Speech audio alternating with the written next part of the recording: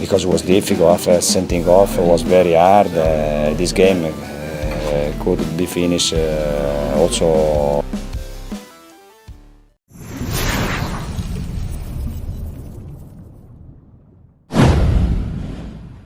Ambisi gila Roberto Mancini, Indonesia harus lolos Pildun 2030.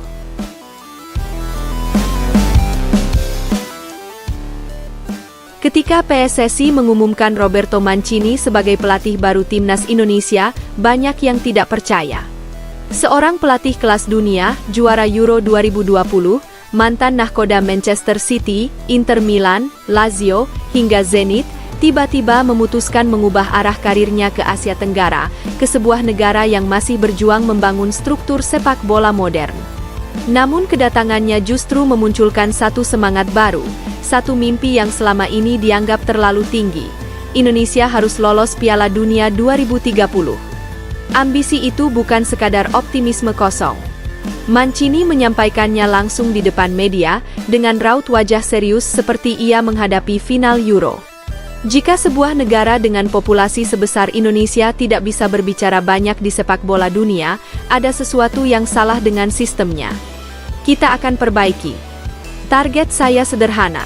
Indonesia harus berada di Piala Dunia 2030, ujarnya dalam konferensi pers perdananya. Pernyataan itu mengejutkan banyak pihak.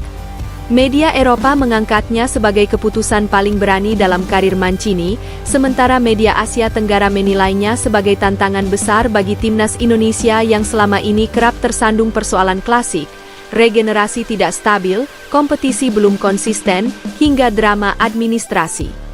Tapi Mancini datang bukan untuk sekadar melatih.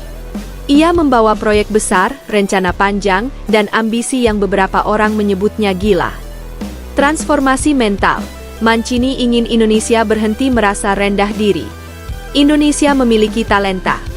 Yang kurang adalah mental, kata Mancini dalam sebuah sesi latihan tertutup di Jakarta. Menurutnya, salah satu faktor terbesar yang menghambat sepak bola Indonesia bukan kemampuan teknis, melainkan cara pandang pemain ketika menghadapi lawan yang lebih besar. Saya melihat rekaman pertandingan lama, dan saya bisa merasakan ketakutan itu. Bukan pada lawan, tetapi pada bayangan bahwa Indonesia selalu inferior, ujarnya. Mancini lalu bekerja keras menghapus pola pikir itu. Ia memulai dengan langkah kecil namun signifikan. Melatih pemain untuk berbicara bahasa Inggris dan bahasa sepak bola universal, agar tidak terpaku pada pola lokal. Menghadirkan video motivasi yang berisi perjalanan negara-negara yang dulu tidak dianggap kuat namun akhirnya sukses mencapai Piala Dunia. Mengajak pemain berdialog, bukan sekadar memberi instruksi. Mewajibkan setiap pemain memiliki target pribadi, dari jumlah pertandingan, kontribusi gol, hingga kebugaran. Mental juara tidak muncul dalam sehari. Tapi kita akan membangun pondasinya di sini, tegas Mancini. Revolusi latihan, intensitas Euro untuk tim nasional ASEAN. Latihan perdana Mancini di lapangan Gelora Bung Karno seperti kejut listrik bagi para pemain. Ini latihan kualitas Euro. Nafas terasa habis sebelum waktu biasa latihan berakhir, ungkap salah satu pemain senior timnas, disambut tawa oleh rekan-rekannya. Mancini tidak main-main. Ia membawa program latihan standar Eropa. High Intensity Interval Training (HIIT) ala Manchester City. Ball Circulation Drill untuk melatih transisi ultra cepat. Situational defending yang menuntut pemain bertahan membaca gerakan lawan dalam sepersekian detik. Small side games dengan waktu pendek namun tempo sangat tinggi. Dalam sebulan pertama, banyak pemain jatuh ke tanah setelah sesi latihan. Tapi perlahan-lahan, tubuh mereka menyesuaikan. Kecepatan meningkat. Daya ledak membaik. Pemain mulai terbiasa dengan pola. Bola bergerak lebih cepat dari pemain. Roberto Mancini. Latihan-latihan itu tidak hanya mengubah fisik, tetapi juga karakter pemain. Bangunan fundamental, Akademi Nasional ala Mancini. PSSI sebelumnya telah memiliki program pembibitan, tetapi Mancini datang membawa konsep jauh lebih besar. National Elite Academy, sebuah akademi super terpadu dengan kurikulum Eropa yang fokus pada 3 level usia, U13, U15, dan U17. Menurut Mancini, negara dengan populasi sebesar Indonesia seharusnya tidak kesulitan menemukan 50 pemain kelas internasional setiap tahun.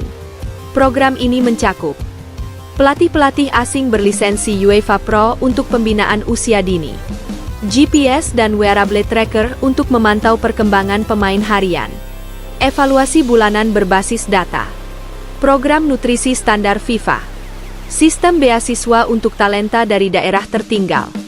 Yang paling ambisius adalah penciptaan Mancini Talent Index, daftar 100 pemain muda paling berpotensi dari seluruh Indonesia yang akan dimonitor langsung oleh staf kepelatihan timnas.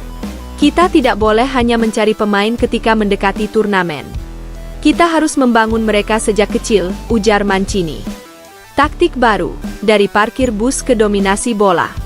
Banyak pelatih sebelumnya mencoba gaya pragmatis, bertahan rapat, memanfaatkan serangan balik. Tapi Mancini menolak gaya tersebut. Indonesia punya kecepatan. Kita harus menggunakannya, katanya. Ia membawa taktik 3-4-2-1 khas Eropa modern, dipadukan dengan pola 4-3-3 fleksibel untuk pertandingan tertentu. Ada 3 prinsip utama. Possession football dengan transisi cepat. Pemain dilatih untuk bergerak memecah garis lawan. Bukan hanya menguasai bola, tapi mendominasi permainan. Wingback ultra agresif. Mancini memanfaatkan kekuatan atletik pemain Indonesia yang cepat dan dinamis, memberi ruang bagi wingback untuk menjadi motor utama serangan. High pressing. Indonesia tidak boleh pasif. Kita menekan lawan, bukan menunggu mereka menyerang, kata Mancini. Taktik ini membuat permainan timnas jauh lebih hidup dan agresif. Pressing yang intens membuat tim-tim ASEAN sering kewalahan menghadapi Indonesia. Mancini mengubah cara Indonesia dipandang di Asia Tenggara. Tidak butuh waktu lama bagi perubahan Mancini terlihat. Ketika Indonesia menghadapi 2 negara kuat ASEAN dalam uji coba perdana, permainan Garuda terlihat jauh lebih matang. Komentator Singapura menyebut Indonesia tim yang benar-benar berbeda. Komentator Malaysia mengatakan, kecepatan transisi mereka luar biasa. Indonesia sekarang seperti tim Eropa dalam tubuh Asia Tenggara. Mancini tersenyum ketika mendengarnya. 1 langkah kecil. Jalan masih panjang, ujarnya. Program naturalisasi pintar, Mancini tidak mau sembarangan. PSSI sejak tahun-tahun sebelumnya memang melakukan naturalisasi pemain keturunan, tetapi Mancini membawa standar jauh lebih tinggi. Ia bukan hanya mencari pemain yang memiliki darah Indonesia. Ia mencari pemain yang siap memperkuat tim utama, yang levelnya minimal Eropa kasta kedua, yang profesional dan disiplin, yang cocok dengan sistem taktiknya. Tidak semua pemain keturunan cocok untuk timnas. Kita harus memilih yang benar-benar mengangkat level permainan Indonesia, tegasnya. Pernyataannya memunculkan banyak spekulasi. Sejumlah pemain muda keturunan dari Belanda, Belgia, Inggris, dan Italia dikabarkan telah masuk dalam radar Mancini. Ambisi puncak, Piala Dunia 2030. Setiap konferensi pers, Mancini selalu menyinggung target Piala Dunia 2030. Bukan karena ia ingin menghibur fans, tetapi ia percaya itu realistis jika seluruh sistem bekerja dengan konsisten.